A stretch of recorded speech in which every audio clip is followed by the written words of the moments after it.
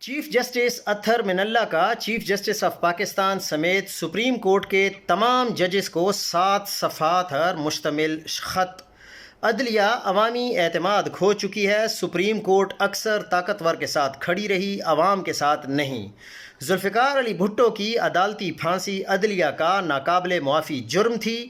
بے نظیر بھٹو، نواز شریف اور مریم نواز کے خلاف کارروائیاں ایک ہی سلسلے کی کڑیاں ہیں۔ عمران خان کے ساتھ ہونے والا سلوک اسی جبر کے تسلسل کا حصہ ہے۔ اسلام آباد ہائی کورٹ کو عوامی اعتماد حاصل کرنے پر نشانہ بنایا گیا۔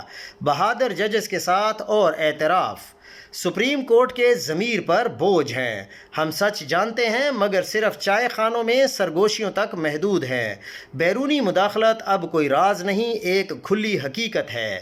جو جج سچ بولتا ہے وہ انتقام کا نشانہ بنتا ہے، جو جج نہیں جھکتا اس کے خلاف احتساب کا ہتھیار استعمال ہوتا ہے۔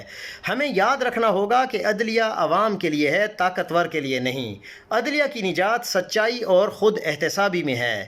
ہمیں اپنی غلطیاں تسلیم کرنی ہوں گی اور اصلاح کرنی ہوگی۔